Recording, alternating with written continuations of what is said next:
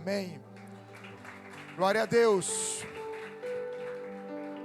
Igreja amada, vivemos num tempo onde, pelo advento das redes sociais que dominam a vida do homem e acabam dominando o mundo e ditando as regras, talvez a mais difundida de todas essas novas formas de enxergar o mundo, de plantar novas culturas, seja a cultura do cancelamento. Hoje em dia é moda. Hoje em dia, se você vacilar, você está enfiado no meio da cultura do cancelamento. Está cancelando alguém. Começa um movimento de falar mal de alguém. A pessoa nem vai saber se é verdade, nem vai saber o que aconteceu. E aí começa a difundir mentiras da mesma maneira. Então talvez que a cultura mais latente hoje em dia, nesse tempo de redes sociais, seja essa tal de cultura de cancelamento. Uma cultura de linchamento nas redes sociais. Hoje não pode se discordar ou pensar diferente do algoritmo ou daqueles que ditam os caminhos do mundo, pois você irá sofrer um linchamento virtual. Você irá sofrer um cancelamento. Todos hoje se acham no direito de comentar tudo sobre todos os assuntos. Todo mundo é especialista em tudo. O cara dá um Google rapidinho para ver o que se trata e vai e joga lá, copia e cola, chat GPT e etc. E acaba trazendo essa cultura para dentro da própria igreja. Porque as pessoas acham, e você precisa entender que não deve achar isso, porque não é, que a igreja ela é regida pela democracia, e não é. Lamento desapontar alguns. A igreja não é regida pela democracia. Democracia é coisa do homem, lá da Grécia. A igreja é regida pela teocracia. É Deus quem manda, amém? É Deus quem manda, não são os homens. Então, muitas vezes as pessoas, todo mundo quer dar palpite, todo mundo quer dar pitaco, todo mundo acha que deve ser assim, assado. E que, trazendo uma cultura do mundo para dentro da igreja, a cultura do cancelamento, a cultura do linchamento. E por conta da cultura do cancelamento, que muitos preferem, homens e mulheres de Deus, não se posicionarem em determinados assuntos na internet, para não se queimarem, às vezes com seus patrões, às vezes por conta do trabalho, às vezes por conta de amizades. Então preferem se calar, preferem deixar as coisas acontecerem, preferem deixar as mentiras serem contadas, e acabam se tornando pessoas permissíveis. Mas permissíveis com o quê, pastor? Com a cultura do cancelamento? Não, com a cultura do pecado. Toda vez que a gente se cala e o pecado continua a reinar, o reino de Deus está perdendo. E se um homem ou uma mulher de Deus se posiciona nas redes sociais, conforme a palavra nos cobra, logo é linchado também. Então, num ano de eleições, onde tenho certeza que vai ser a mais aflorada de todos os tempos, a nossa base sempre será a Bíblia, amém? Não é nome de homens, não é partido, não é lado, nós somos de Jesus, amém? E aí você, com a tua Bíblia, o Espírito Santo de Deus e a tua consciência, você vai definir. Não sou eu, pastor, a igreja que vai ditar quem você vai votar, jamais. Vou te dizer o nome que... Não, isso é um absurdo. Não é possível que você, um homem ou uma mulher de Deus, não saiba o que você tem que fazer da sua vida. Amém? Então a cultura do cancelamento acaba incentivando o linchamento virtual. Como, pastor? Muitas vezes você vê uma notícia, pega essa notícia e aí cita lá o nome de alguém, Vorcaro, vamos lá, o da moda. Aí o cara sai, vai pesquisar do Vorcaro e pesquisar qual é o perfil. Aí tem um bocado de perfil fake. Aí o cara começa a entrar lá, xingar, esculhambar. Ou sei lá, nos Instagram de notícias de João Pessoa. Aí fulano fez isso com cicrano. Aí o cara vê lá, aí entra pelo nome, o cara pega, pesquisa no Instagram e entra no Instagram do cara, vai ver se o cara é de igreja, vai ver não sei do que, começa a falar, tá vendo esse crente safado? Aí começa a xingar o cara lá, sem saber se é verdade, sem saber se é aquilo mesmo. E assim vai crescendo a cultura do linchamento, a cultura do cancelamento. Nosso amado, saudoso apóstolo Rina passou por um linchamento mentiroso como esse. Começou a se divulgar vídeos, começaram pessoas a divulgarem vídeos, falando, não, eu conheço, eu sei como é que é, tá tudo errado, é isso, é aquilo, destruíram a família. Por conta disso, várias igrejas foram fechadas, pessoas se desviaram por conta de mentirosos, por conta da cultura do linchamento, baseados em mentiras. E aí pessoas dodóizinhas, pessoas que adoram essa cultura do linchamento, aproveitaram isso. Eu não estou falando de fora da igreja, estou falando dentro da igreja. Aproveitaram isso e falaram, é mesmo, e aí tal. E começaram a seguir essas pessoas mentirosas que criavam essas histórias. Pessoas mentirosas que criaram essas histórias que hoje estão pagando na justiça. Nem rede social pode usar. Quando usam é porque estão se desculpando por obrigação, porque a justiça está obrigando como parte do processo. E aí o AP, Deus o recolhe no final de 2024. E ali nos seus últimos suspiros ele ganha uma vida para Jesus, o enfermeiro que atende ele na ambulância. Tem um relato na internet, depois você vê lá o enfermeiro falando, cara, eu nunca vi um homem daquele, o cara está morrendo e falando de Jesus para mim. E ganhou a vida do cara. E onde é que estão aqueles que se levantaram para linchar? E onde é que estão aqueles que começaram a seguir? Amigos nossos muitas vezes, que seguiam, que compartilhavam essas mentiras. Onde é que estão? Gente inocente sendo cancelada, linchada, famílias destruídas. Mas para evitar esse tipo de justiça do homem, há 3.000 anos, Deus criou um sistema de evitar o cancelamento e o linchamento e a morte de inocente, impedindo injustiça e julgamento precipitado. E esse sistema eram as cidades refúgios. Abre tua Bíblia em Josué capítulo 20. Josué capítulo 20. O Orkut era mais tranquilo, não era não, velho? Quem é do tempo do Orkut? Do Mirk. Era muito mais tranquilo, né? Qual era teu nick, Igor, lá no Mirk? Gatão 22. Tinha umas paradas dessa, né? Ninguém via foto de ninguém, era só o nome. Os caras é só mentira, velho. Josué capítulo 20, quem achou diz amém.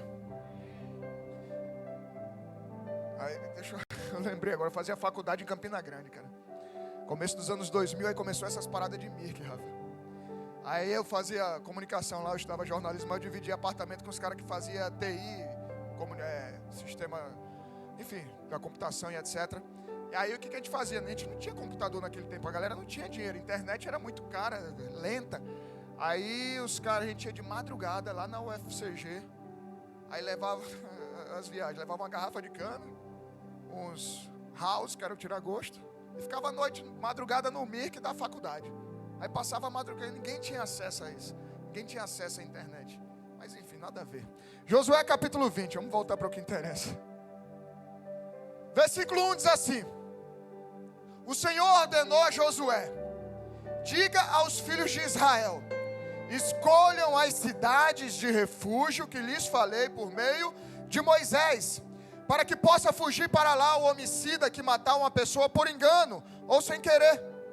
Essas cidades serão para vocês um lugar de refúgio contra o vingador de sangue. Ao fugir para uma dessas cidades, o homicida involuntário se colocará junto ao portão da cidade e exporá o seu caso aos anciãos daquela cidade. Então, eles o levarão para dentro da cidade e lhes darão lugar para que habite com eles.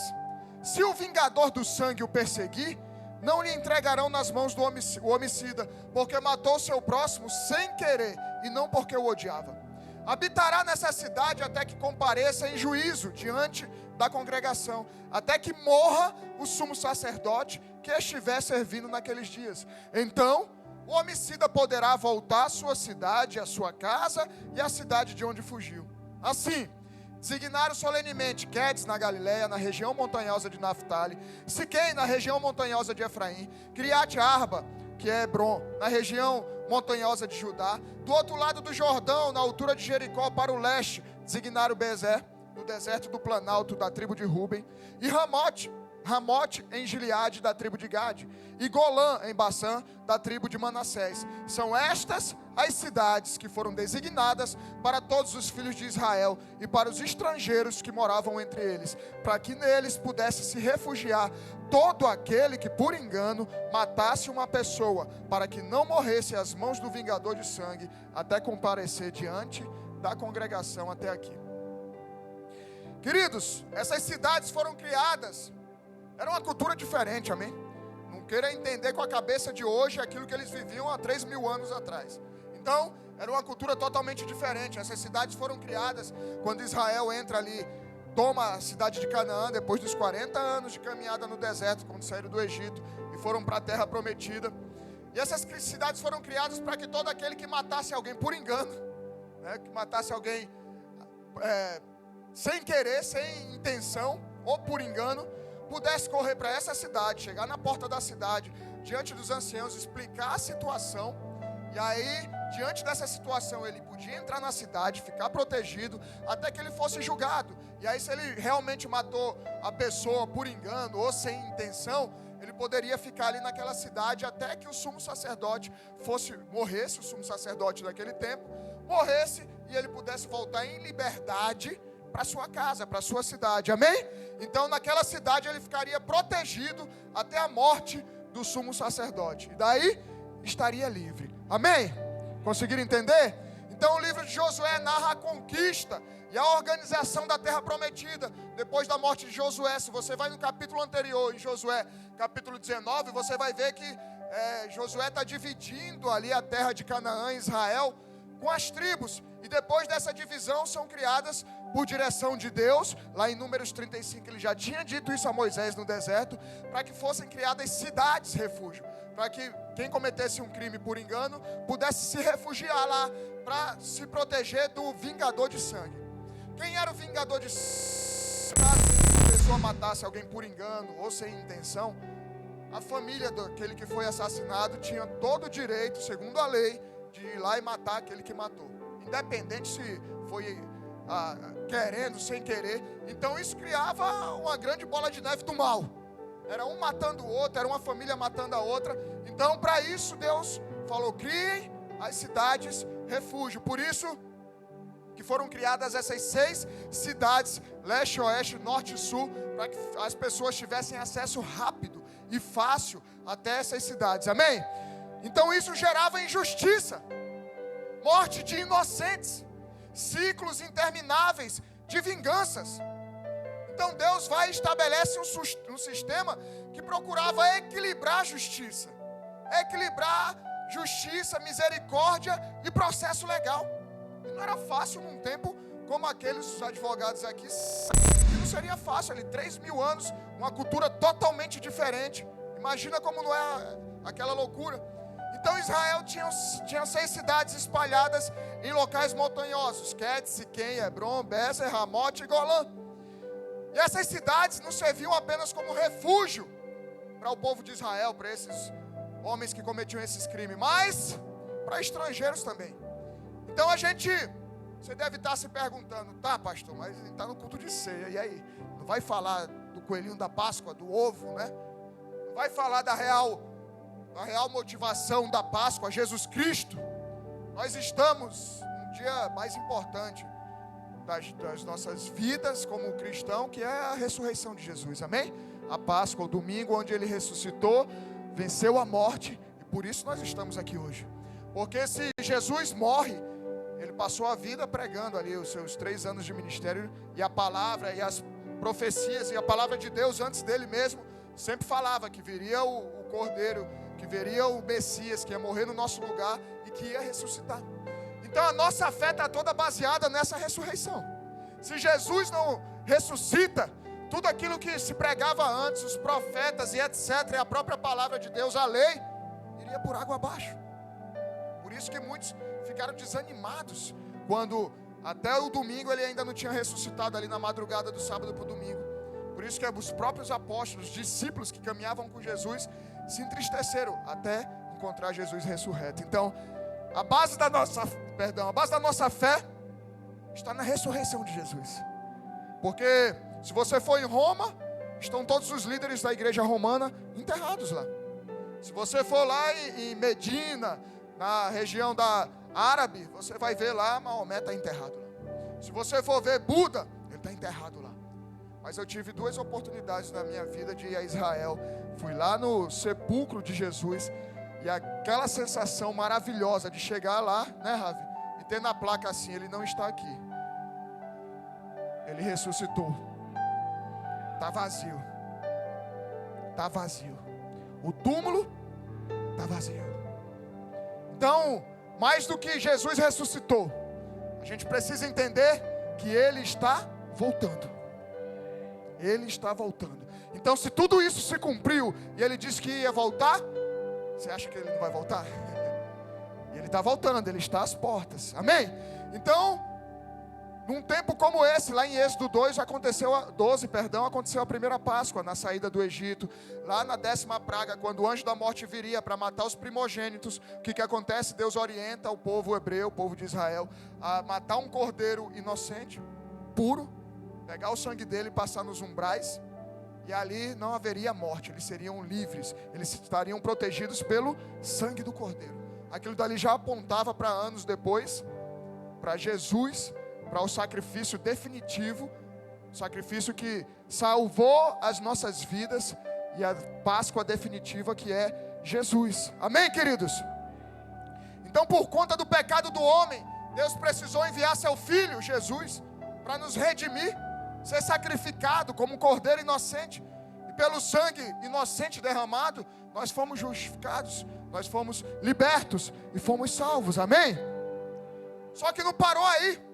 No domingo, como Jesus tinha prometido, Ele ressuscitou, Ele venceu a morte. Ele ainda passou 40 dias na terra aqui, caminhando com os seus discípulos, fazendo a missão, pregando e mais. Ele disse que voltaria e Ele está voltando, amém?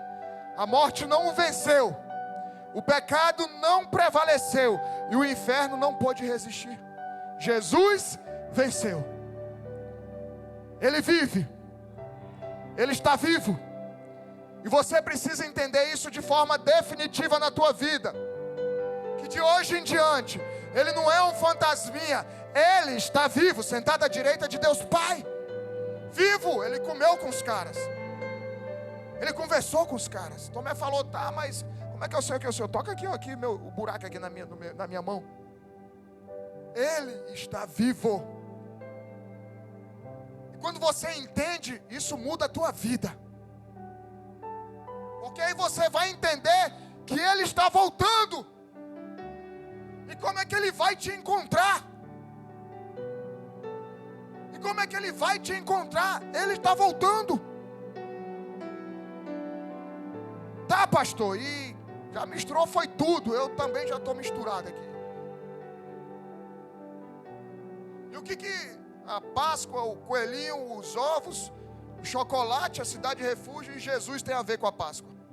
O que a cidade de refúgio, que o Senhor começou a falar, tem a ver com a Páscoa e com Jesus? Quando que a pessoa que buscava a cidade de refúgio era liberta definitivamente? Porque ela procurava, lembra que eu falei? Vamos lá, questão de prova. Então, as pessoas procuravam enrolar, falavam, pô, matei o cara por engano. Aí o cara entrava na cidade. O que acontecia? Um julgamento, amém? Os caras julgavam, e aí se percebesse que realmente foi sem querer, por engano, sem intenção, o que ele fazia? Ficava morando na cidade de refúgio. E quando é que ele era liberto? Na morte do sacerdote. Com a morte do sumo sacerdote, onde o fim da culpa era declarado, onde o recomeço de uma nova vida começava a ser escrita, onde a pessoa era verdadeiramente liberta. Hebreus 4,14 diz assim: tendo, pois, Jesus, o Filho de Deus, como o grande sumo sacerdote, que adentrou os céus, conservemos firmes a nossa confissão, porque não temos sumo sacerdote que não possa se compadecer das nossas fraquezas. Pelo contrário, Ele foi tentado em todas as coisas, a nossa semelhança, mas sem pecado. Portanto, aproximemo-nos do trono da graça, da cidade refúgio, com confiança, a fim de que recebamos misericórdia e encontremos graça para ajuda em momento oportuno. Jesus é a nossa cidade refúgio.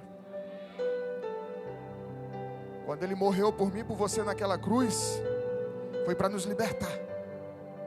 Foi para nos libertar. O sumo sacerdote Jesus morreu em meu e em teu lugar, para que pudéssemos, com os nossos pecados ser perdoados, tivéssemos a oportunidade de uma nova vida, de uma nova história. Então hoje o que a gente celebra é o sacrifício e a vitória sobre a morte do sumo sacerdote, porque quando o sumo sacerdote morria, chegava a liberdade. Chegou a liberdade. Você não pode continuar caminhando dessa maneira. Chegou a liberdade. Colossenses 2,13 diz: e quando vocês estavam mortos nos seus pecados e na incircuncisão da carne, Ele lhes deu vida juntamente com Cristo, perdoando todos os nossos pecados, cancelando o escrito da dívida que contra nós constava de ordenanças, o qual nos era prejudicial. Removeu inteiramente, cravando na cruz. Então a nossa cidade refúgio é Jesus. Se você errou, se você pecou, se você cometeu algum erro, corra para Jesus, que a palavra de Deus diz: Ele pregou na cruz a nossa dívida. Ele simplesmente pegou e rasgou. Quando Ele morre na cruz, é por mim e por você, sem sermos merecedores. A cidade refúgio, na verdade, aponta para algo muito maior, superior, poderoso e definitivo: Jesus Cristo. Jesus é a nossa cidade refúgio. Jesus é o nosso refúgio. Jesus é o nosso lugar seguro. Antes existiam as cidades criadas exclusivamente para proteger pessoas que cometeram erro, que pecaram. Hoje nós temos o único e verdadeiro refúgio, Jesus. Esse é o nosso lugar seguro. É para Ele que nós devemos correr. Fugir para um refúgio implica fugir do pecado, reconhecê-lo, arrepender-se do pecado. É assim que nos refugiamos em Jesus. Não é só correr. Ele espera de nós arrependimento. Ele espera de nós que não cometamos mais o mesmo erro, o mesmo pecado. Muitos chegaram aqui hoje achando que por conta dos seus erros não havia mais saída, não havia mais refúgio. Mas há refúgio, há saída. Talvez o peso do pecado tenha te afastado cada vez mais de Deus, e faz isso. O pecado nos afasta do Senhor. Talvez o peso do pecado tenha tirado o teu sono, tenha destruído a tua vida, tenha destruído o teu casamento. Mas você veio nessa noite para ouvir, numa noite de Páscoa, que há solução, que há um lugar para você correr, que há um lugar para você se refugiar, que há um lugar seguro para você: Jesus. Fuja para o lugar de misericórdia que Deus te proporcionou, Jesus. Se você está fora da graciosa provisão de Deus em Cristo, eu te imploro nessa noite que fuja para Jesus em busca de misericórdia. Se não o fizer, o julgamento o alcançará e você perecerá, porque Jesus está voltando. Fuja do julgamento iminente. Ele está voltando. Lembra que as pessoas fugiam para fugir do vingador de sangue? O vingador de sangue vai te pegar. Se você estiver em brecha, se você estiver em pecado, Ele vai te pegar. Se Jesus voltar e te encontrar como não devia estar, em pecado, o vingador vai te pegar. Por isso, nessa noite, decida correr para o lugar de refúgio, Jesus Cristo. Mateus 11:28 diz: venham a mim todos vocês que estão cansados e sobrecarregados, e eu os aliviarei. Tomem sobre vocês o meu jugo e aprendam de mim, porque sou manso e humilde de coração, e vocês acharão descanso para a sua alma, porque o meu jugo é suave e o meu fardo é leve. Ele nos salvará. Ele já fez o que ele tinha que fazer por nós lá na cruz. Ele foi sacrificado. Ele já venceu a morte também. Ele nos salvará, igreja. Mas não poderá fazer nada por nós até que nós nos encaminhemos em direção a Ele. Não adianta nada você saber que há um lugar de refúgio. Não adianta nada saber que Ele está voltando. Não adianta nada saber que Ele venceu a morte. Não adianta nada você ver seu filho fazendo a tarefinha da escola lá, a cruz, a Páscoa, etc. E ressuscitou. E cantar músicas bonitas, se você não estiver no lugar seguro, no lugar de refúgio, em Jesus. Não vai adiantar. Você precisa ir em direção a Jesus. A mulher com hemorragia teve que abrir caminho em meio à multidão para tocar a orla das vestes de Jesus. Se ela tivesse apenas desejado a cura não teria acontecido. Ela foi curada porque ela queria ser curada, mas se movimentou em direção a Jesus. Mas foi ao seu lugar de seguro, mas foi ao seu lugar, a sua cidade de refúgio, Jesus. E aí muitas vezes você está aí esperando uma cura, uma transformação, um milagre, mas não se move. Não vai cair do céu. Não vai cair do céu, você tem que fazer a sua parte. Tem que correr em direção à cidade de refúgio. Tem que ir em direção a Jesus. Jesus disse ao homem com a mão ressequida: estenda a mão. E ele estendeu, a sua mão ficou curada. Por quê? Ele estendeu a mão. Você tem que fazer o mínimo, que é ir em direção a Jesus. Existe soberania divina. Ele cura, Ele faz o milagre que Ele quiser. Mas também existe a responsabilidade humana. Deus estende misericórdia, mas cabe a nós vir e receber essa misericórdia. Filipenses 3, versículo 8 diz: na verdade, considero tudo como perda, por causa da sublimidade do conhecimento de Cristo Jesus, meu Senhor. Por causa dele, Paulo diz, perdi todas as coisas e as considero como lixo, para ganhar a Cristo e ser achado nele, não tendo justiça própria que procede da lei, mas aquele que é mediante aquela justiça que é mediante a fé em Cristo, a justiça que procede de Deus, baseada na fé. Nós temos a lei do homem, nós temos a lei do Estado, mas nós temos a lei do reino dos céus, a justiça de Deus. A do homem falha, mas a de Deus jamais. Mas é preciso você se mover do seu lugar. É preciso você ir em direção à cidade de refúgio. É preciso chegar lá e contar a tua história. É preciso chegar lá e falar o que tem te incomodado.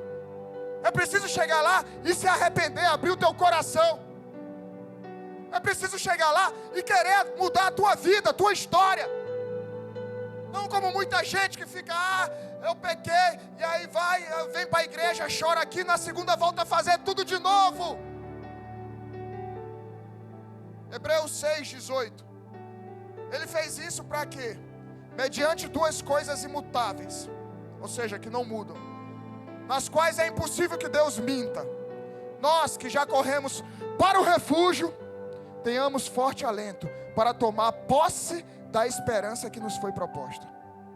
Temos esta esperança por âncora da alma, segura e firme, que entra no santuário que fica atrás do véu, onde Jesus, como precursor, entrou por nós, tendo se tornado sumo sacerdote para sempre, segundo a ordem de Melquisedeque. A gente precisa tomar posse dessa esperança que nos foi proposta. A palavra de Deus diz que ela foi proposta. Ela não foi obrigada, ela não foi imposta. Ela não foi, botou um revólver na tua cabeça e falou, você tem que ter essa esperança, não. O Senhor te oferece essa esperança. Em meio à perseguição, em meio a momentos difíceis, se você correr para a cidade de refúgio. É uma esperança que não vai fazer sentido para o mundo. É uma esperança baseada na fé em Jesus, de que mesmo que tudo possa parecer contrário, você continua firme falando, vai mudar. Vai mudar. Eu creio naquele que é o meu refúgio. Eu creio naquele que é o meu Senhor. As cidades de refúgio são a representação de Cristo. Assim como eram oferecidas as cidades de refúgio para os criminosos, Cristo é oferecido aos pecadores nessa noite. Eu e você. Eu e você. E o que você vai fazer? Você não pode mais dizer que não conhece a Jesus, que nunca ouviu a palavra. Nessa noite você está sabendo que há um refúgio, há um lugar seguro, Jesus. As cidades eram oferecidas como proteção, assim como o sangue do Cordeiro na Páscoa. E assim como as cidades ficavam no alto, porque eram todas cidades montanhosas, essas 6 cidades, para que todos tivessem acesso fácil e todos vissem de longe onde ficava o lugar seguro, sabiam para onde correr. Assim Jesus foi crucificado na cruz em cima do monte do Calvário, para que todos pudessem ver também para onde deveriam correr. O acesso era fácil. Quando alguém precisava de um refúgio, ele estava ao seu alcance. Toda a cidade estava ali, a menos de 1 hora de qualquer um que tivesse na região. Uma cidade refúgio podia ser alcançada simplesmente num dia de viagem, em qualquer lugar do país. E Jesus está aqui hoje esperando você se mover na direção dele. Não precisa mais um dia de caminhada. Só precisa você abrir o teu coração duro aí onde você está.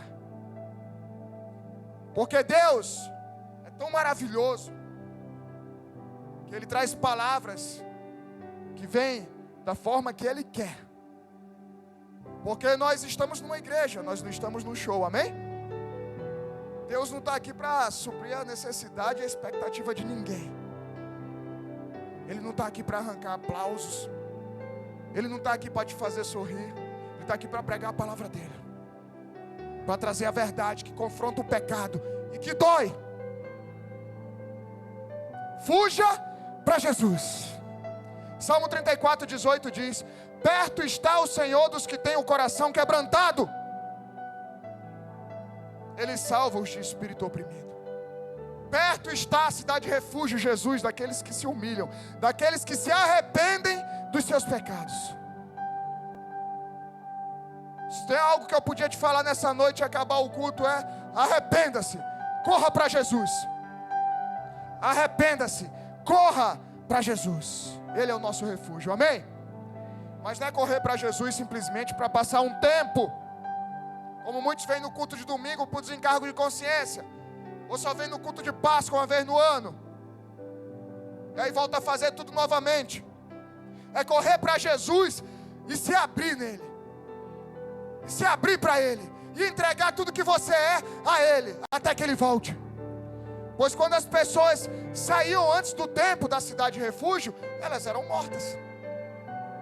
Então não adianta correr para a cidade de refúgio, e aí passa o tempo e volta a fazer as mesmas besteiras que fazia antigamente. Vai morrer. Vingador de sangue vai pegar. Agora quando a gente vem, se arrepende, muda verdadeiramente e permanece na cidade de refúgio, ali a gente está verdadeiramente seguro.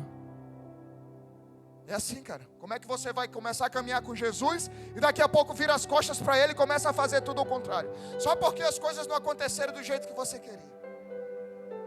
Só porque você queria que fosse de um jeito e foi de outro. O propósito da fuga era apegar-se à esperança que nos foi proposta, a salvação. As pessoas corriam para a cidade de refúgio para serem salvas. O propósito das cidades de refúgios era a salvação. As cidades de refúgio ofereciam um lugar de segurança temporário. Mas aquele que Deus sacrificou por nós, seu Filho Jesus Cristo, não nos oferece uma segurança temporária. Ele nos oferece uma segurança eterna. Vocês lembram as 6 cidades refúgio? Quedes, Siquém, Criate e assim por diante. Interessante quando a gente pega o significado dessas cidades, Quedes, por exemplo, significa santo.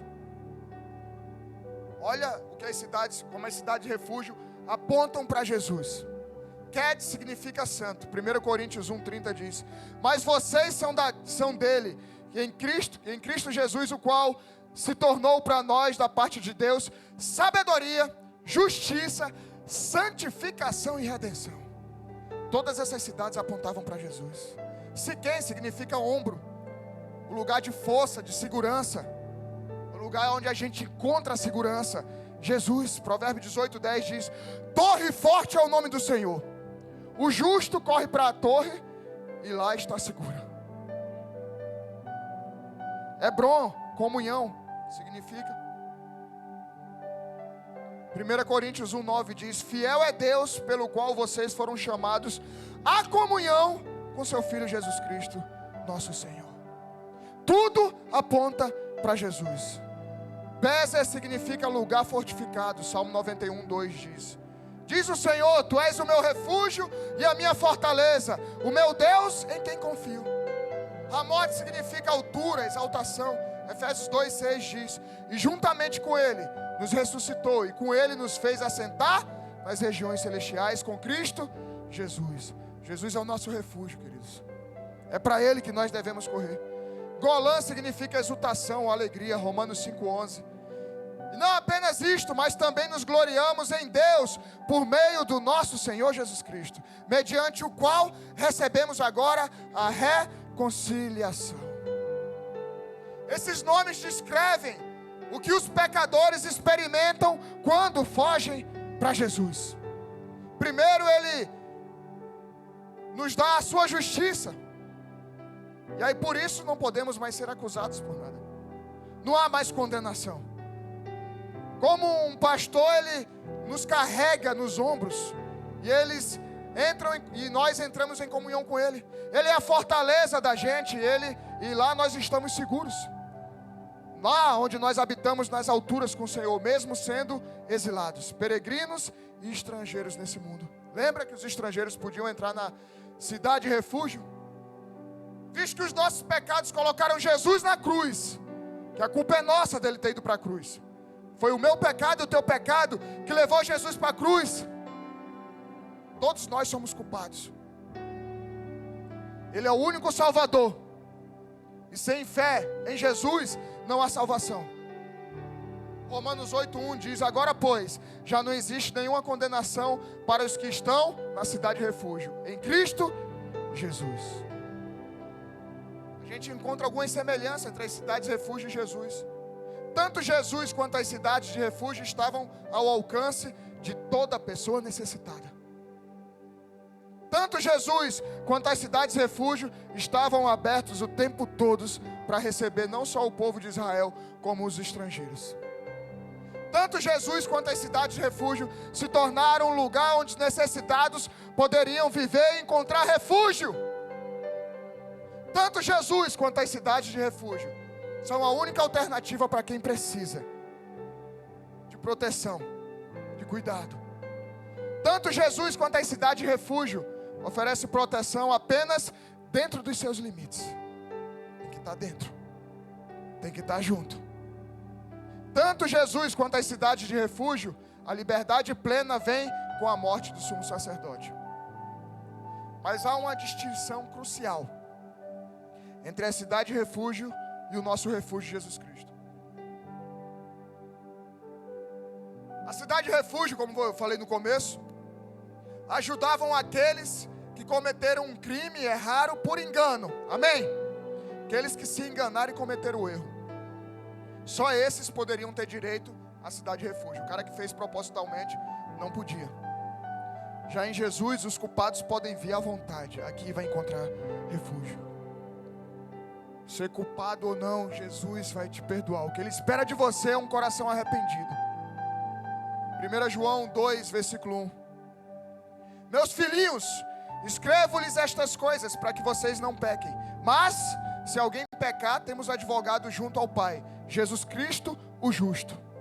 E Ele é propiciação pelos nossos pecados, e não somente pelos nossos próprios, mas também pelos do mundo inteiro. Igreja, o louvor já pode se colocar aqui. Em Josué 20, como nós lemos lá no começo, não encontramos apenas uma organização territorial, mas é a revelação da justiça equilibrada com misericórdia. No mundo onde a cultura do cancelamento e a opinião pública tem destruído a vida de pessoas em alguns minutos, a Bíblia revela um Deus que estrutura a justiça com princípio, processo e responsabilidade. Deus não age por impulso. Ele não se move pelas nossas postagens. Ele não se move pelos nossos chiliques. Ele não se move pelos nossos biquinhos mimados. Deus estabeleceu uma ordem. Nós temos que ir em direção a Jesus. Você tem que se mover.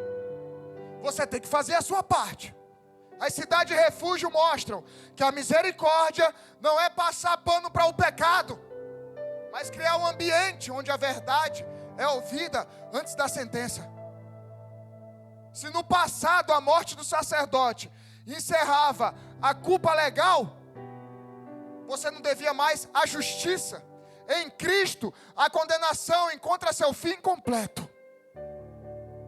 Jesus apenas não nos protege apenas do vingador, mas Ele cura, resolve a raiz do nosso problema. Ele cura e resolve a raiz dos nossos pecados. Enquanto discutimos cancelamentos e linchamentos virtuais, a palavra de Deus já apresentava há milênios um modelo equilibrado entre justiça e graça. E a pergunta não é se você pecou. A pergunta não é se você pecou. A pergunta é: você sabe para onde correr? Talvez você esteja correndo para o lugar errado. Talvez você esteja correndo e pedindo socorro no lugar errado. Jesus é o nosso lugar seguro. Nossa cidade de refúgio. Nosso Salvador. Nosso Redentor. Jesus é o nosso Senhor. É o nosso lugar seguro. Jesus morreu por mim e por você naquela cruz. Ressuscitou e está voltando para nos resgatar. Jesus está vivo e está voltando. Ele vive. Isso não tem a ver com emocional. É uma decisão sua. Não há nada que eu possa fazer ou que Ele possa fazer se você não decidir correr em direção a Jesus. Mas o mundo está paralisado. O mundo está adormecido. E mais cedo ou mais tarde, aquele que nós celebramos, que venceu a morte hoje, está voltando. Para onde é que você tem corrido? Feche teus olhos. No começo do culto eu abri o culto com o Salmo